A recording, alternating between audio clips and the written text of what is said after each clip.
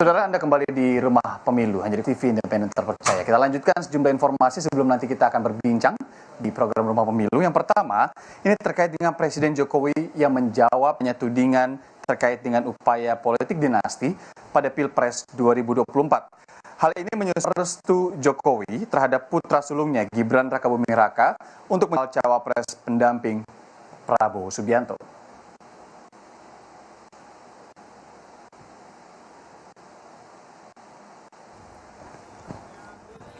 Selamat pagi Pak Jokowi. Itu kan masyarakat yang menilai,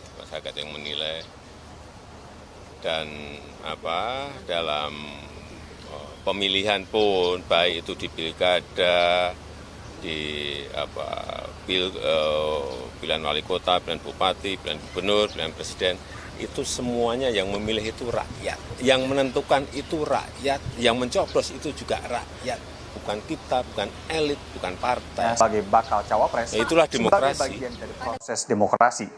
Karena masalah keterpilihan sepenuhnya ada di tangan rakyat.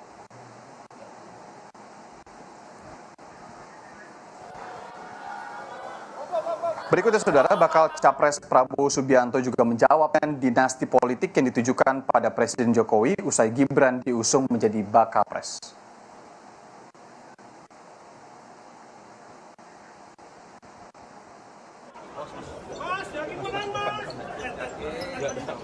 Oh, dinasti, semua dinasti, Bung. Semua dinasti, ya kan? Kita jangan cari yang negatif lah. Cari yang positif, ya. Orang ingin berbakti. Apa salahnya? Ya kan? Saya juga dinasti. Saya anaknya Sumitro, cucunya Margono, Joyosumo. Saya paman saya gugur untuk Republik Indonesia. Kita dinasti merah putih, kita dinasti patriot, kita dinasti yang ingin mengabdi untuk rakyat. Kalau dinastinya Pak Jokowi ingin berbakti untuk rakyat, kenapa? Salahnya apa? Jadi berpikir yang baiklah, berpikir positif, ya. Di Pilpres tahun 2024 sebagai bentuk politik dinasti. Survei ini dilakukan dengan pengumpulan pendapat melalui telepon pada 16 hingga 18 Oktober 2023. Banyak 512 responden dari 34 provinsi yang diwawancara. Ketika ditanya apakah terpilihnya Gibran untuk melaju ke Pilpres sebagai bentuk politik dinasti, sebanyak 60,7% respon menyatakan iya. Sementara 24,7% lainnya menyatakan bukan bentuk politik dinasti dan 14,6% respon menyatakan tidak tahu.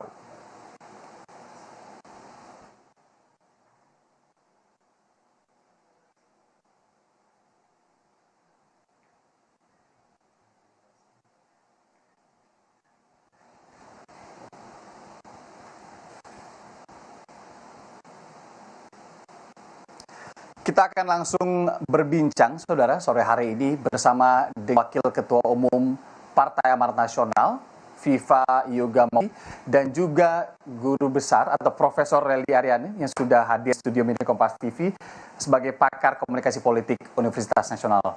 Bu Lely, selamat sore, Prof. Lely, selamat sore, selamat datang di studio Media Kompas TV yang kita siarkan langsung PU. Kita langsung coba untuk sapa juga Pak Yoga, selamat sore. Selamat sore, Mas. Oke. Prof. Lely. Sore, Mas Yoga. Profesornya ya. Oke. Jadi Pak Yoga, apakah saya mau konfirmasi dulu, apakah benar Prabowo ini sudah menjadwalkan untuk bertemu Ibu Megawati? Apa yang dibicarakan nanti? Ya, itu nanti akan ada beberapa hal penting berkaitan dengan situasi nasional. Inginnya Prabowo bahwa proses politik di pemilu presiden, pemilu legislatif ini berjalan secara luber, jurdil, aman, nyaman, damai, menghadirkan pemilu yang berintegritas dan berkualitas. Itu yang pertama. Yang kedua, silakan. Yang kedua soal pengertian definisi politik dinasti dalam sistem demokrasi itu sebenarnya dari sisi jus contradictio in terminis. Di dalam sistem demokrasi tidak politik dinasti. Sistem reproduksi kekuasaan melalui penunjukan berdasarkan unsur darah dan keturunan itu ada di kerajaan-kerajaan. Karena sistem demokrasi itu adalah merupakan bagian dari kompetisi di mana pemilih secara langsung oleh rakyat, bukan penunjukan tetapi pemilihan. Jadi posisi jabatan-jabatan publik di lembaga-lembaga itu bukan didasarkan kepada penunjukan, tetapi didasarkan kepada pemilih. Prinsip demokrasi, one person, one vote, one value. Jadi itu menjadi bagian penting dalam pembelajaran politik kita, bahwa dinasti dalam sistem demokrasi itu tidak ada.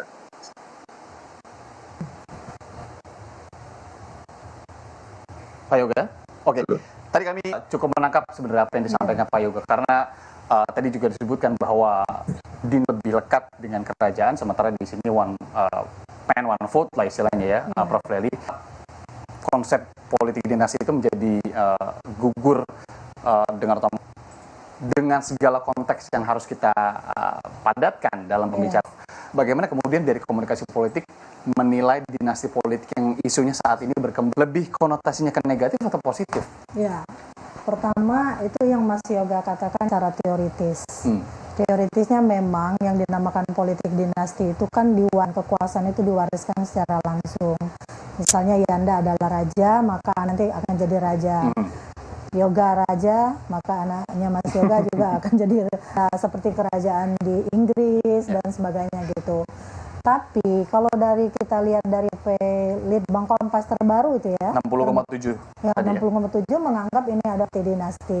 Ini tidak lepas dari pikiran dan main masyarakat tentang bagaimana dulu Mas Yoga dan teman-temannya berjuang misalnya untuk menghapuskan KKN gitu.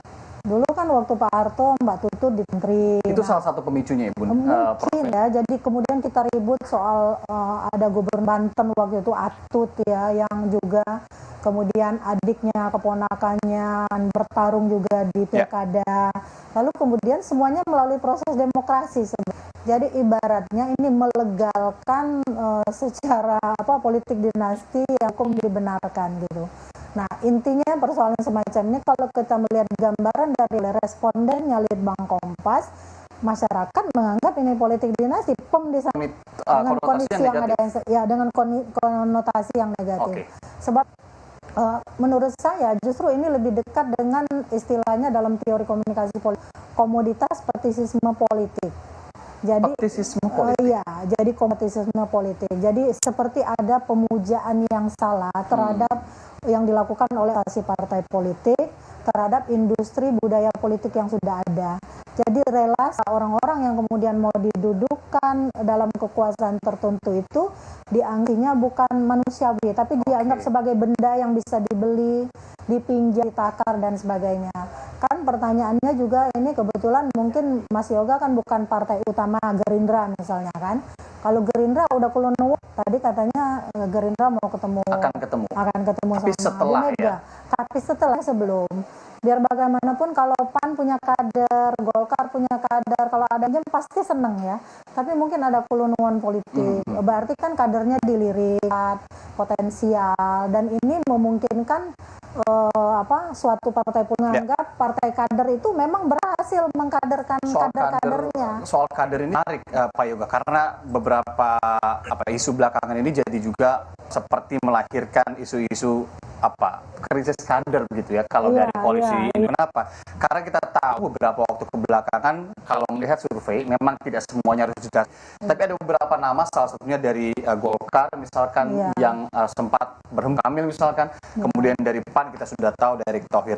Kalau yang dilihat dari Gibran sendiri disetujui juga oleh PAN kemarin, Pak Yoga, lebih ke elektabilitas, kemudian ke kapabilitasnya sih. Ada beberapa hal. Yang pertama sisi elektabilitas, ternyata setelah dijodoh-jodohkan jadi tren kenaikan terhadap Mas Gibran ketika dipasangkan dengan Pak Prabowo. Yang kedua, dari sisi simbolik bahwa saat ini masih ada Jokowi efek, buktinya tingkat kritik terhadap kinerja pemerintah di atas 70%, sehingga di pas Jokowi efek itu akan kepada 100% kepada Mas Gibran. Yang ketiga, Mas Gibran ini adalah representasi dari kaum milenial dan Gen Z yang punya kesempatan dan peluang akibat dari pemilu dan presidensial threshold 20% kursi DPR RI. Akibatnya di situ. Karena apa? Presidensial threshold 20% itu akan diproses terhadap tumbuhnya tunas-tunas bangsa, dan peluang harapan pun bisa untuk melakukan itu asalkan dengan syarat-syarat tentu sesuai dengan undang-undang. Tapi bukan Undang-undang pilkada dulu, Mas. dan Undang-undang pilkada pengalaman dulu. itu penting juga Pak Yoga. Undang pilkada dulu pernah ada anak istri tua tidak boleh untuk mencalonkan diri di dalam pilkada. Tapi kemudian ada gugatan oleh MK, itu digugurkan, mengabulkan gugatan bahwa untuk memilih dan dipilih itu adalah hak dari negara. Oke. Jadi kemudian kalau seorang keluarga politisinya, kemudian cucunya tidak bisa masuk ke wilayah politik, itu kan ada desi. Seorang keluarga artis, anaknya pasti menjadi artis. Seorang yang cinta sepak bola, anaknya juga punya peluang besar untuk menjadi pemain sepak bola. Jadi karena bukan penunjukan, tetapi ini adalah proses pemilihan yang dilakukan suara, satu nilai, satu orang. Seluruh proses demokrasi itu berjalan dengan sistemik dan sesuai dengan. Jadi kalau ada pengertian politik dinasti itu terjadi kontradiksi interminis. Ini soal persepsi, Soal keluarga politisi, masa anaknya tidak boleh menjadi politisi? Persepsi, Iya. Prof. Lali. Iya, memang benar sih. Memang politik itu adalah persepsi. Gini, kalau seandainya tadi yang dianggap Jokowi efek hanya Gibran, kan itu salah. Hasil survei membuktikan yang tanggal 10 kemarin kan, ternyata ketika disandingkan, Erick itu pilihan PAN loh, disandingkan dengan Pak Prabowo, katanya lebih tinggi daripada dengan Gibran. Tapi nanti nggak tahu ya setelah ini. Artinya kalau soal Jokowi efek itu hanya melekat pada Gibran karena dia anaknya, itu yang mengakibatkan persepsi politik publik itu ini dinasti namanya gitu kan, dia anak Jokowi berarti kan yang diambil itu, jadi bukan karena kapasitas dan sebagainya. Jadi Jokowi efek persepsi. Tapi tadi kok sudah disebutkan juga sama Pak Yoga sedikit dengan representasi anak muda. Iya, representasi anak muda, semuanya juga bisa lihat kan juga memilih anak muda. Karena anak muda itu lebih kritis pikirannya. Dia mungkin ada rasa cemburu, kenapa anak muda ini gampang banget ya masuk politik, sementara balik. Mas Yoga ini saya tahu banget loh, berdarah-darah loh membangun partai. Mungkin dia kader potensial, tapi karena dia tidak punya relasi patron klien dengan sumber kekuasaan, kali namanya nggak disebut. Padahal saya tahu, sepak terjangnya saya tahu. Saya sama Mas Yoga ya. Jadi artinya apapun yang dipikirkan oleh para pegawai ini bukan politik dinasti. Hasil survei mengatakan masyarakat menganggap politik dinasti. Di sini politik dinasti itu dianggap dalam persepsi publik. 47% bukan angka yang kecil. Sementara hanya berapa persen tadi yang tidak tahu? Nggak nyampe ya, kayaknya nggak nyampe, dari 17 kalau nggak salah. Artinya sebatas itulah publik apa itu politik dinasti. Ini tidak salah juga. 14,6%. Ya, tidak salah juga tentu bagi mereka yang ingin maju, kan maju itu ingin menang. Jadi belakang figur-figur yang akan direkrut itu mereka pikirkan. Artinya kalau saya maju berapa nanti peluang kemenangannya. Meskipun nanti yang menang cuma satu pasang kan, artinya itu. Tapi biarkanlah partai pengusung untuk mengatakan ini bukan politik dinasti, masyarakat tetap berdiskusinya sebagai politik dinasti. Karena realisasinya itu yang dianggap oleh masyarakat. Persepsi ya. Nah, lagi lebih lanjut dengan Pak Viva Yoga Mauladi dan juga Prof. Leli Aryani, masih di Rumah Pemilu, Saudara. Masih bersama kami di Rumah Pemilu, Saudara. Akan melanjutkan perbincangan di Rumah Pemilu ini bersama dengan Profesor Leli Aryani, politik UNAS, dan juga melalui sambungan virtual ada Pak Viva Yoga Mauladi, Wakil Partai Amanat Nasional. Pak Yoga, jadi bagaimana upaya maksimal yang akan dilakukan Koalisi Indonesia Maju termasuk PAN yang sudah untuk menggaungkan narasi bahwa pemilihan Gibran ini oleh Pak Prabowo aklamasi bukan sebagai hanya bentuk pemilihan elektabilitasnya, tapi juga hanya Jokowi efeknya begitu? Ya, ini majunya Mas Gibran, tidak ada konstitusi, tidak ada undang-undang yang dilanggar. Publik tentang definisi dan arti dari politik dinasti itu memang harus diluruskan karena dalam sistem demokrasi yang bukan proses pemilihan secara langsung oleh rakyat, bukan penunjukan, itu politik dinasti. Itu adalah sistem elektoral di mana proses untuk kompetisi di jabatan-jabatan publik dalam lembaga negara diarahkan berdasarkan kepada proses bukan penunjukan. Nah, yang kedua, kenapa kita memilih Mas, karena itu adalah solusi yang terbaik dan menjadi jalan yang dari seluruh partai-partai politik anggota koalisi Indonesia Maju yang sebenarnya masing-masing partai politik mengajukan nama-nama calon wakil presiden dan itu jatuh kepada Mas Gibran, anak muda, Mas Wali yang punya kesempatan untuk itu. Jadi akan melakukan kompetisi secara sehat di Pilpres 2024. Kita arahkan bahwa kompetisi ini adalah pertarungan ide, pertarungan gagasan. Kalau kemudian nanti ada yang merasa kurang pengalaman, kurang narasi, nah, nanti kita lihat perdebatan di Pilpres itu seperti apa, karena kita telah menyiapkan masalah tentang platform, tentang program nanti untuk menang Pilpres 2024 sudah kita siapkan dengan baik dan sistematis. Lakukan bersama, bertarung gagasan, tapi jangan lupa juga untuk menjadi seorang pemimpin tentunya ada kritis atau masyarakat akan mengkritisi juga soal rekam jejak dan juga selama ini ketika sebelum menjadi calon begitu ya. Bu Lely atau Prof. Lely, bagaimana Anda melihat pengusungan Gibran sebagai cawapres atau bacawa pres Pak Prabowo ini kan atau justru membuntungkan koalisi? Membuntungkan. Iya sih, memang di Pak Jokowi terutama ya. Meskipun tidak dianggap sebagai politik dinastinya Pak Jokowi. Benar kan? Dinastinya Pak Jokowi loh Mas Yoga. Jadi bukan soal ya, bukan terminologi itu lagi ya. Artinya seolah-olah Pak Jokowi ingin mengidentikan Gibran itu adalah Jokowi. Atau bukan menurut Pak Jokowi, tapi partai-partai pengusung ini. Jadi seolah-olah kalau misalnya kan sudah ada deklarasi Ganjar dan Pro Mahfud yang sama percis deklarasinya itu adalah langsung keberlanjutan. Artinya tanpa Gibran pun ada orang lain yang bisa melayani Pak Jokowi. Apalagi itu diusung oleh partai yang sebelumnya mengusung Pak Jokowi. Nah, dinamika yang dilihat oleh masyarakat, saya baca nih, saya kebetulan punya 8 grup media sosial, 58 grup loh. Selama ini di antara dari separohnya adalah pendukung Pak Jokowi, ada forum guru besar, ada forum politisi, mantan pejabat tinggi dan seterusnya juga, yang semula nampaknya puja-puji demikian besar pada Pak Jokowi, justru bertanya gitu loh. Ketika saya kan bukan Jokowi harus menjelaskan itu, saya bilang. Intinya memang ada pertanyaan besar. Akhir Pak Jokowi itu bukan yang kita inginkan, bukan sekedar soft landing, landing. Jadi nice landing artinya percis pertanyaan Yanda tadi. Kalau landing terganggu dengan fenomena ini dinastinya Pak Jokowi, nice landingnya akan terganggu, soft landingnya juga akan terganggu. Landing sih tetap landing gitu. Landing tetap landing karena Pak Jokowi kan dikawal terus, termasuk oleh Partai PAN yang sekarang jadi narasumber berita. Apalagi Partai PDIP kan janjinya, Nasdem pun janjinya tetap mengawal sampai selesai.